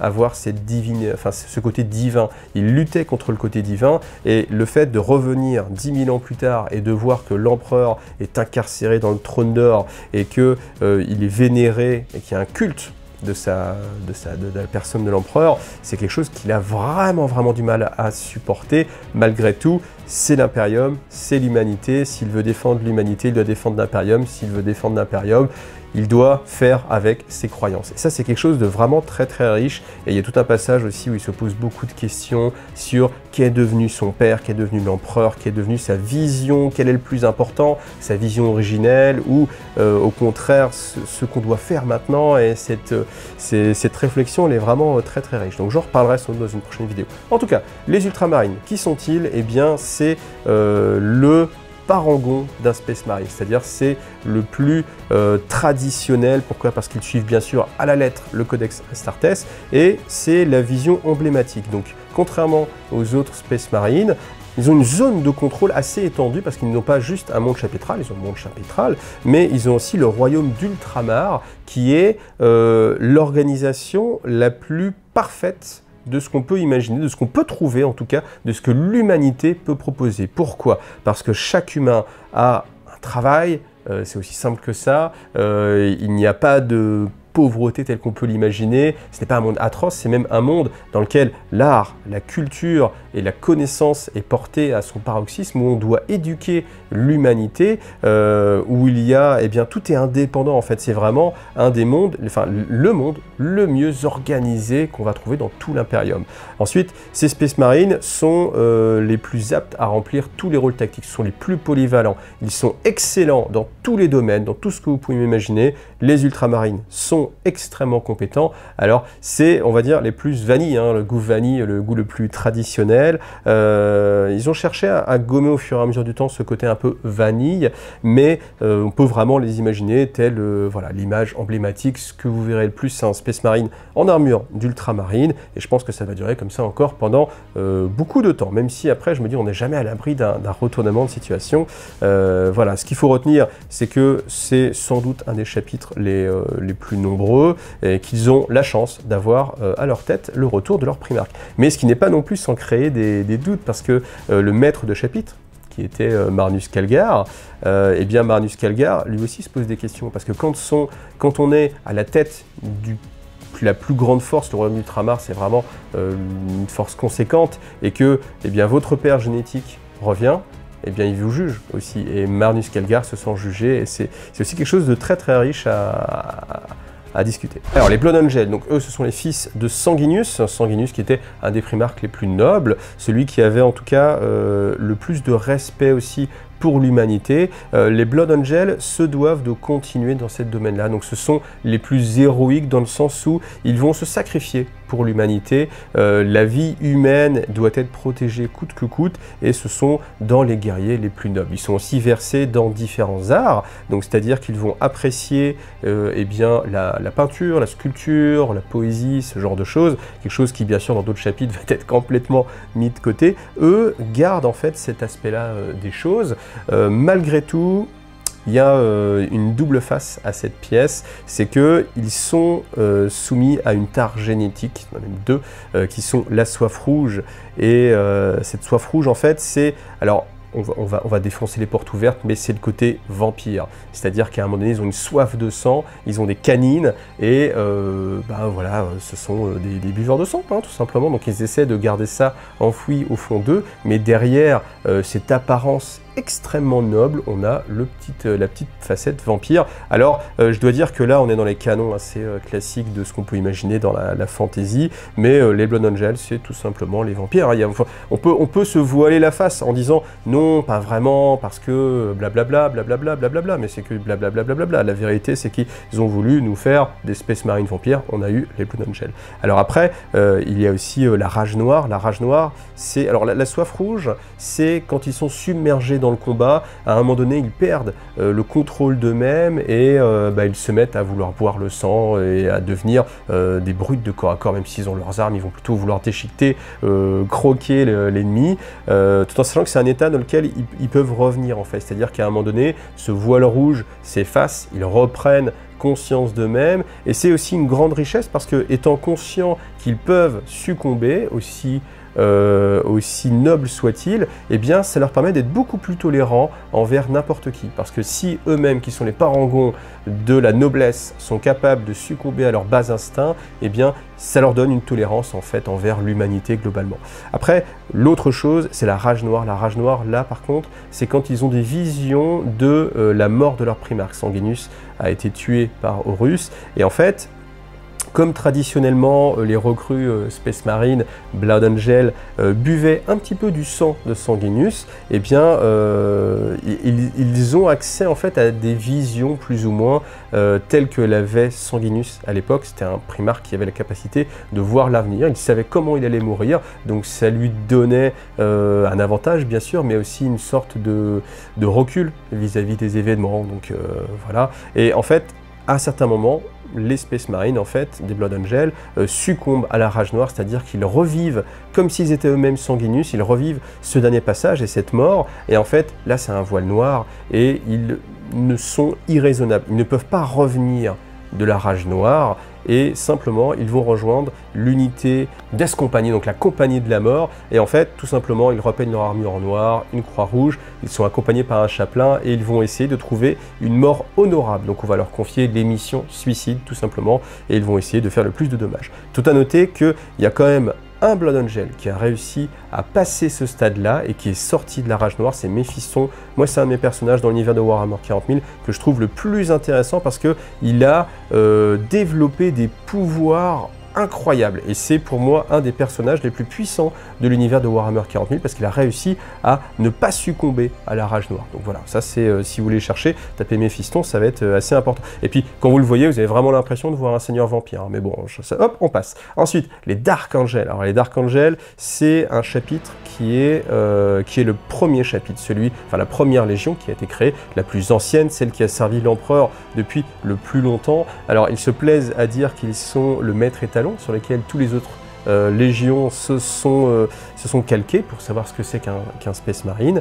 Là, dernièrement, je vous ai fait 15 ou 16 vidéos spécialement dédié au Dark Angel, donc je vais vous inviter à aller regarder cette playlist, comme ça vous allez pouvoir voir tout ce qui peut se faire dessus. Simplement, pour ceux qui ont la flemme, et vous passez vraiment à côté de quelque chose, hein, vraiment je vous le dis, eh bien les Dark Angels, ce sont les moines un petit peu aussi guerriers, donc ils sont tous en robe de bure, avec des capuches. Leur secret, c'est qu'à un moment donné, lors de l'hérésie d'Horus, une partie de leur légion s'est retournée contre leur primarque Lionel Johnson, et l'ont attaqué.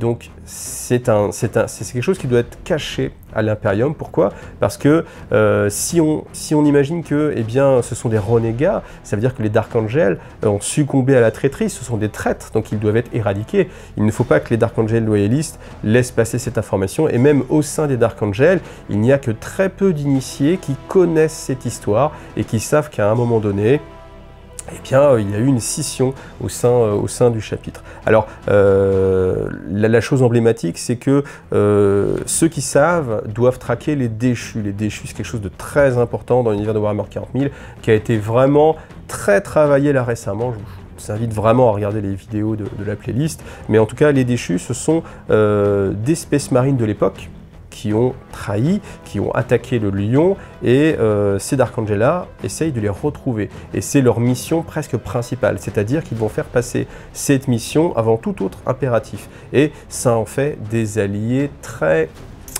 négligents avec la survie de leurs alliés, justement, parce que quand vous avez les Dark Angels qui viennent, déjà vous ne savez pas forcément pourquoi ils sont là, peut-être qu'ils sont là pour vous aider, mais en fait leur but c'est pas de vous aider, c'est de faire la traque des déchus, donc c'est sans doute qu'il y a un déchu quelque part, mais en même temps les autres chapitres ne savent pas que les déchus existent, donc ils ne savent pas pourquoi tout d'un coup, c'est-à-dire quand le chapitre des Dark Angels a réussi à mettre la main sur ce qu'ils étaient venus chercher, à savoir un déchu, ils s'en vont directement, ils n'attendent pas la fin.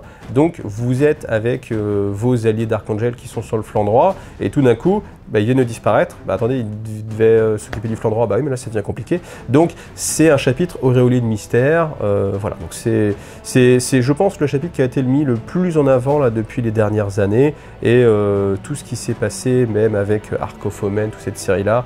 Si vous ne savez pas de quoi je parle, encore chercher un petit peu, vous voyez, des tas de choses à dire sur eux.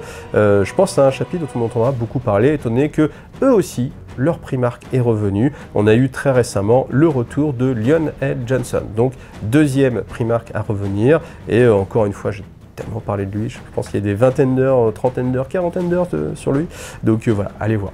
Ensuite, les Space Wolves, donc les Space Wolves, on va être dans le cliché, vous voyez, on est sur le Space Marine Viking, donc tout ce que vous avez d'images nordiques, avec le Kraken, la glace, la bière, l'honneur, les peaux de bête, voilà, vous allez le retrouver dans les Space Wolf.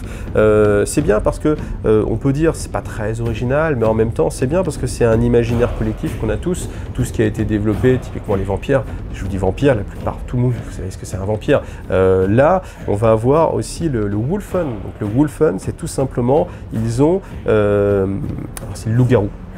Ah bah chercher beaucoup plus loin, je cherchais à vous le décrire d'une autre façon, mais c'est tellement plus simple de dire c'est les loups-garous. Donc certains des Space Wolf ont le canis helix, c'est-à-dire une sorte de déformation génétique et qui va les transformer en bêtes. Donc eux aussi vont se transformer physiquement et vont simplement se transformer en loup-garou. Donc c'est aussi quelque chose qui est caché bien sûr à l'Imperium, parce que l'Imperium cherche toutes les déviances génétiques pour justement avec l'Inquisition, ce genre de choses.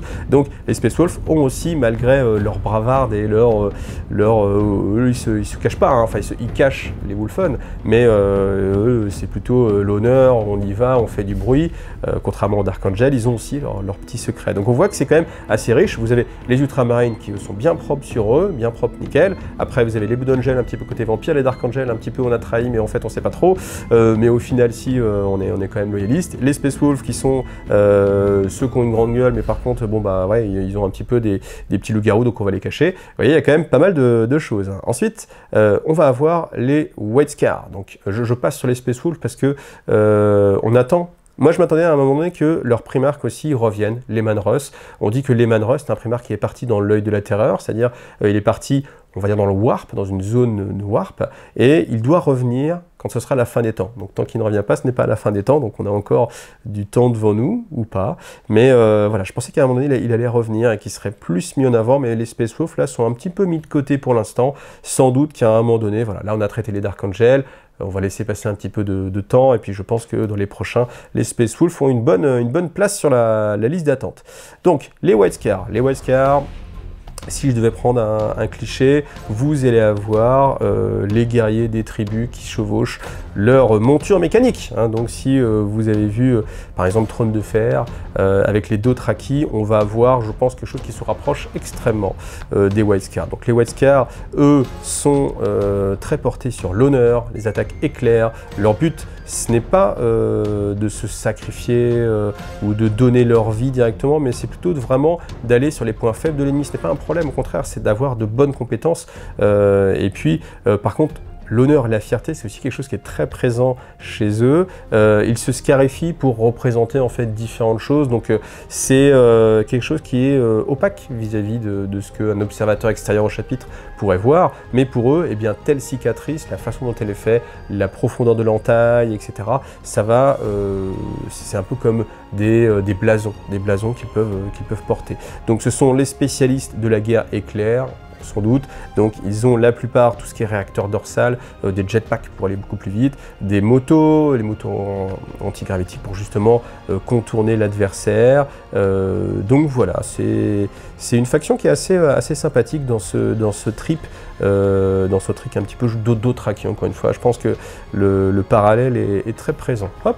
Alors après, ce n'est pas aussi ceux qui ont eu le plus de travail aussi sur l'univers. Je passe un petit peu vite parce que c'est pas ceux qui sont le plus souvent mis en avant, les White Scars. Peut-être que ça viendra aussi à changer. Alors, les Ravengard, là, on est sur les fils de Corax. Là, on est sur quelque chose d'assez différent parce que l'honneur, c'est important, mais on le laisse de côté. Ce qui est important, c'est l'efficacité clinique. C'est-à-dire que eux, ce sont les forces d'infiltration, ceux qui agissent dans l'ombre, mais qui sont très efficaces. Donc on va dire vraiment les assassins, les forces qui sont plus aptes à juger là aussi du bon moment pour attaquer et tout de suite se retirer, parce que le but ce n'est pas d'éradiquer l'ennemi, mais ils savent que simplement en décapitant eh bien, les chefs des forces adverses, eh bien, ils peuvent gagner la guerre sur un très court laps de temps en ayant des ressources qui sont très restreintes en fait. Donc c'est l'efficacité clinique. Voilà, les Ravengard. Donc ils sont nimbés de noir, etc. Alors c'est peut-être pas ceux qui vont. Alors en fait, de par leur nature justement cachée, c'est pas ceux où on va pouvoir plus s'imaginer des choses. Hein. Ouais, là vous imaginez vraiment le côté caché un petit peu dans la nuit, force spéciale. Vous avez une bonne image de ce qu'est la Ravengard. Alors les salamanders, c'est souvent ceux qui sont présentés comme les plus enclins à sauver l'humanité, à être les plus gentils. Je ne sais pas trop ce que ça veut dire dans l'univers de Warhammer 40 000, mais en tout cas, c'est ceux qui vont sauver la population, hein, donc c'est voilà, c'est leur image. Après, ce sont alors historiquement des guerriers qui ont tous des traits physiques assez communs, donc ils ont une peau d'ébène, des yeux noirs avec juste une petite pupille jaune qui rappelle un peu leur monde, c'est un monde volcanique, donc on a vraiment le côté, ce sont les forgerons, la salamandre, dragon, vous voyez, on a toujours cette imagerie. Alors, on peut dire, c'est classique, mais en même temps, il faut imaginer que c'est un historique qui a plus de 30 ans, donc il faut que ça puisse coller, hein. Si on part sur des choses complètement nouvelles que personne ne comprend, c'est pas très facile de développer un univers, c'est plus facile de rebondir sur des choses que les gens connaissent déjà. Donc forcément, ce sont des forgerons, ils ont le meilleur équipement parce que eux-mêmes sont tous aptes à forger leurs propres armes. Comme ils aiment les flammes, bien sûr, ils ont beaucoup de lance-flammes, beaucoup d'armes à chaleur comme les fuseurs, ce genre de choses. Voilà, après, que dire de plus ?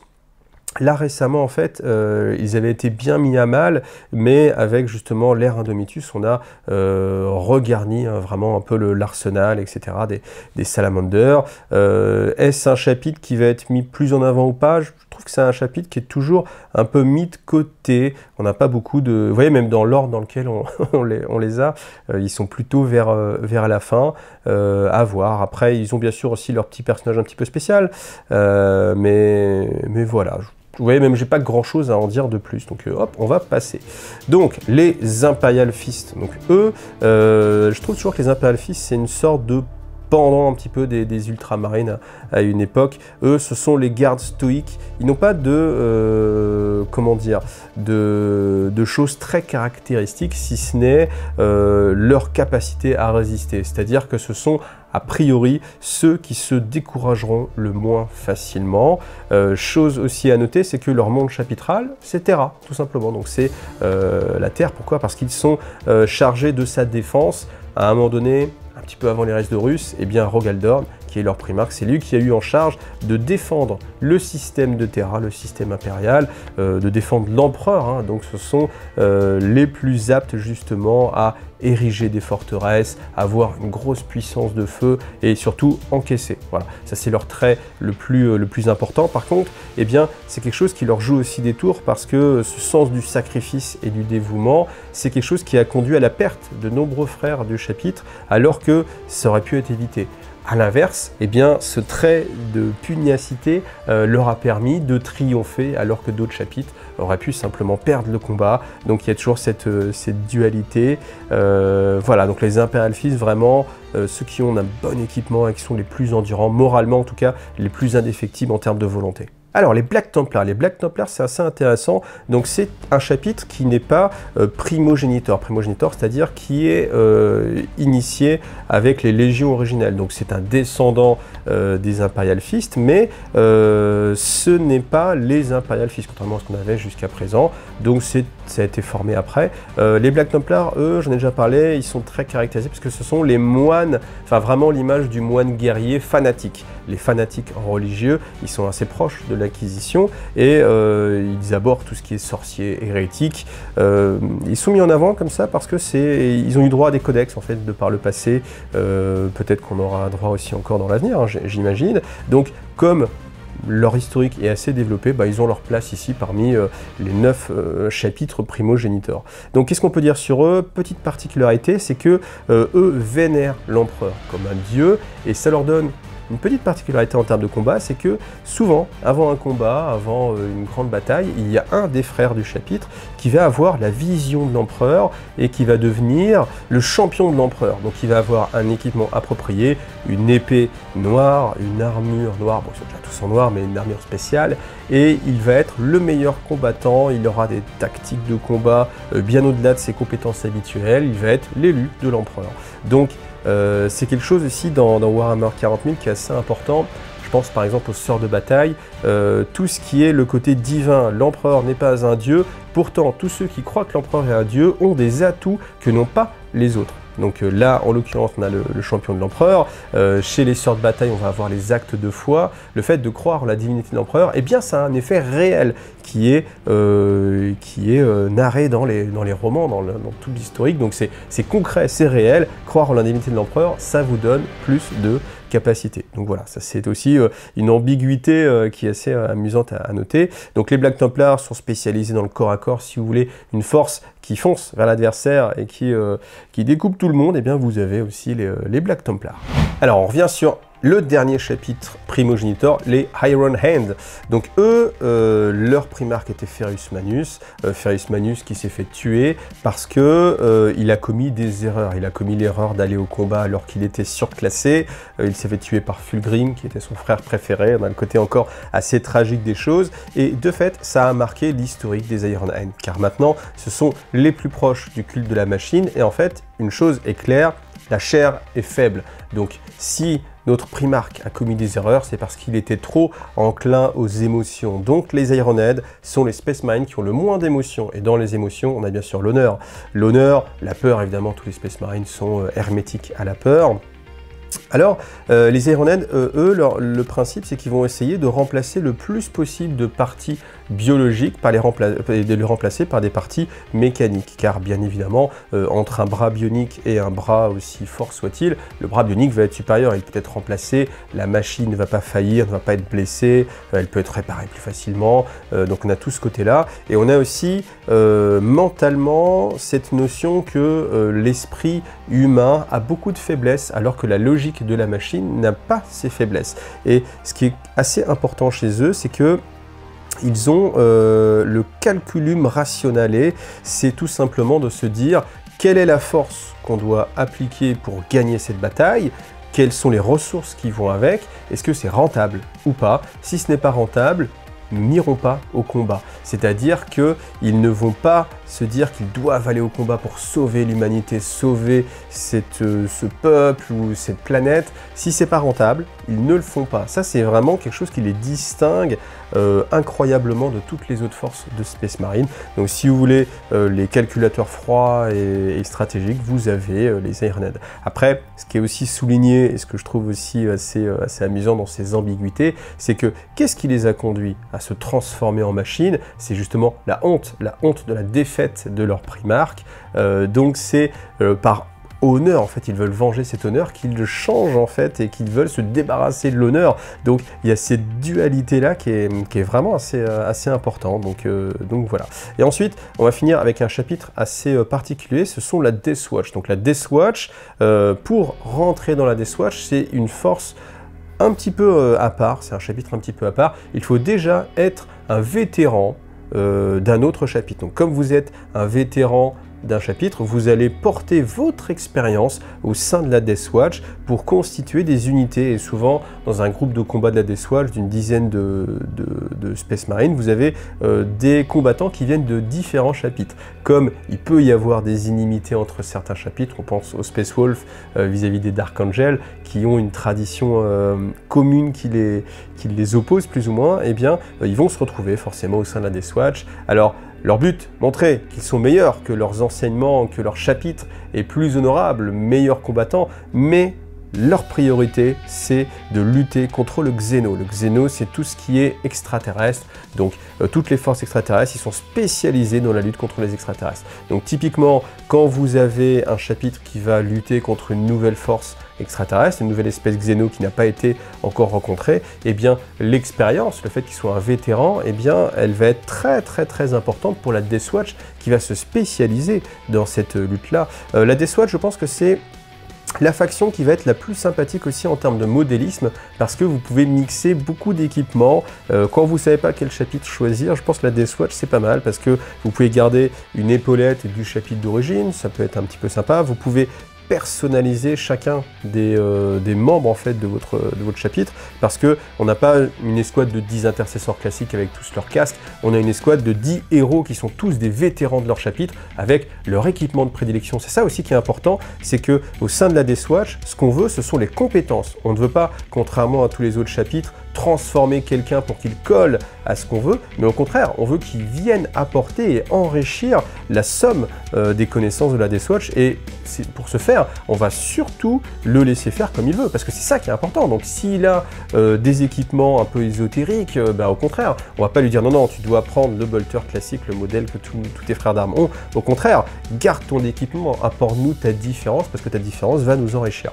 Donc voilà, ça c'est le chapitre de la Death Watch, et bien justement, c'est un chapitre qui est mis à rude épreuve, parce que au fur et à mesure du temps, l'humanité est de plus en plus assaillie par les Xénos, et eux se doivent d'être justement les sentinelles. Alors si vous, pour rester un peu dans le trône de fer, vous avez les gardes de nuit, je pense qu'on peut les imaginer un petit peu comme les gardes de nuit. C'est quelque chose qui vous inspire, allez vers la Death Watch, c'est assez intéressant.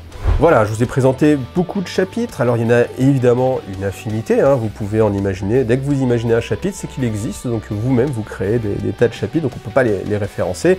Là, on va terminer sur les héraldiques, donc c'est l'iconographie. Alors là, bien sûr, chez les ultramarines, elle est très codifiée. En fonction de votre grade, vous avez une couleur de casque différente. Après, bien sûr, ça, c'est soumis à votre libre arbitre si vous avez envie de changer. Donc là, on a les chapitres successeurs, ceux qui sont vraiment dans les plus connus. On a les Crimson Fist, qui ont été vraiment mis en avant. Les Black Templars sont aussi un chapitre successeur. Là, les Crimson Fist, voilà, sont passés un petit peu en déclin dans la popularité. C'est dommage, ils sont très jolis. Moi, j'aime beaucoup les Crimson Fist. Vous avez aussi des choses qui ont un petit peu changé. Par exemple, les Revilers, leur iconographie, leur couleur aussi un petit peu a changé par rapport à ce qu'on avait à une époque, mais ils sont là, ils sont mis en avant, donc c'est tout simplement des pistes pour vous guider, c'est-à-dire que si vous n'avez pas envie de jouer les ultramarines parce que tout le monde les joue, si vous n'avez pas envie de jouer les Spacefall parce que le côté viking c'est pas votre tasse de thé, et que vous avez envie de faire des Iron, mais peut-être qu'ils sont pas assez colorés, vous avez envie de termes de peinture vous faire plaisir, eh bien vous allez créer tout simplement un chapitre successeur, le nommer comme vous le voulez, avoir vos propres héraldiques. Là ce sont simplement des pistes avec à chaque fois un petit descriptif pour vous donner en fait justement cette envie de vous approprier aussi le lore de Warhammer 40 000. Moi, c'est ce que j'essaie de vous donner aussi comme envie, c'est vous avez le lore tel qu'il est présenté, mais accaparez-vous les choses. Enfin, appropriez-vous les choses. Il faut que ça fasse partie d'un tout, mais faites-vous plaisir aussi, c'est très important. Donc voilà, le Brazen Claw, c'était une des factions qui me plaisait bien. Alors je note qu'on n'a plus du tout les Sight of the Emperor. Je suis assez déçu parce qu'ils avaient un historique qui était assez sympathique. Après, il faut un petit peu de changement. Vous voyez, on a ceux qui portent un peu les mêmes couleurs, mais qui sont les Destroyers. Donc voilà. Toujours est-il que, après, vous avez aussi donc les lignées inconnues, c'est-à-dire ceux qui ne connaissent pas leur historique, on ne sait pas d'où ils proviennent. Toujours est-il que, normalement, pour former un chapitre, eh bien, il faut le patrimoine génétique d'une des légions originelles, donc c'est-à-dire d'un primarque. Donc tous sont censés descendre d'un primarque. Voilà. Maintenant, eux, eh bien, ont perdu leurs archives. Alors pourquoi? Peut-être que parce qu'il n'y a eu que quelques descendants, qu'une flotte qui était partie, leur monde chapitral a été attaqué par une flotte ruche tyrannide, tout le monde a été mangé, on ne sait plus ce qu'il reste. Après, ils sont continués à se former. Voilà, donc vous pouvez vraiment imaginer l'historique que vous voulez. Après, à noter, bien sûr, on a tous les chapitres qui sont sortis avec les publications Forge World, les Restes Scorpions, les Minotaurs, les Carcharodon. J'ai dit des petites, alors j'ai dit Carodon, je crois, mais voilà, Carcharodon. Et puis, voilà, donc une dernière petite historique, et puis on en a fini avec ce codex. Si vous voulez acheter ce codex, vous aurez tout ça vraiment détaillé, et puis vous aurez aussi toute la galerie que je vais feuilleter là, alors que je suis en train de conclure. Les Space Marines, c'est clairement l'armée la plus riche. Si vous avez envie de jouer à Warhammer 40 000 et que vous voulez être bon un petit peu partout, avoir beaucoup de figurines à collectionner, trop de figurines à collectionner, ouais, c'est possible, vous avez les Space Marines. Moi, personnellement, j'ai énormément d'armées de 40 000 et les Space Marines, c'est l'une des seules factions que je n'ai pas. Pourquoi? Parce que c'est la faction qui est surreprésentée. 80%, je pense, des joueurs de Warhammer 40 000 ont au moins une armée de Space Marines. Donc moi, comme j'aime bien faire un petit peu différemment, eh bien c'est pour ça que j'ai jamais été attiré par les Space Marines, mais je dois dire que malgré tout, l'historique est tellement riche, et là, vous voyez, typiquement les Dark Angels, c'était une armée qui m'intéressait vraiment pas, et j'ai passé beaucoup de temps cet été à parler des Dark Angels, à m'approprier aussi leur univers. Et c'est vrai que du coup, les Dark Angels, c'est assez tentant, hein, mais j'aime les machines aussi, donc le côté robot, les Ironhead, c'est tentant aussi, hein, voilà. Donc voilà, dans les Salamanders, le vert comme ça me plaît pas. Comme ça, on choisit une faction juste pour son schéma de couleur, bah oui. C'est pour ça que les White Scars, c'est trop compliqué à peindre, mais bon, voilà. Donc je vais juste feuilleter encore ça rapidement. Merci à vous tous, en tout cas, d'avoir vu cette vidéo. Si ça vous a plu, n'hésitez pas à regarder les différents liens. Vous trouverez vraiment beaucoup de choses très diversifiées pour vous présenter l'univers de Warhammer 40 000. Et puis, si ça vous a plu, bah, pensez à vous abonner, pensez à liker. Si vous voulez me soutenir, sachez que c'est mon travail de vous raconter toutes ces histoires-là. Donc, vous avez le Tipeee. Le Tipeee, c'est simplement financièrement une aide que vous pouvez m'apporter tous les mois pour que je puisse avoir un salaire pour continuer à travailler et à vous faire rêver, je l'espère, en tout cas à vous projeter dans l'univers de Warhammer 40 000 qui, je vous le dis sans détour, pour moi, c'est vraiment dans l'univers ludique la chose la plus développée qu'on puisse avoir. Alors, il y a peut-être Donjons et Dragons, et encore, ça reste à voir, mais là, vraiment, on est sur une pierre colossale, même, je dirais, de l'imaginaire, hein, de notre époque, parce que les Space Marines, peut-être que vous regardez cette vidéo alors que vous ne connaissez même pas le jeu Warhammer 40 000, c'est dire que les Space Marines, ça va rentrer de plus en plus dans la culture collective, la culture populaire. Voilà, donc bien joué Games Workshop. Merci à vous tous en tout cas, et puis à une prochaine, à bientôt, salut à tous.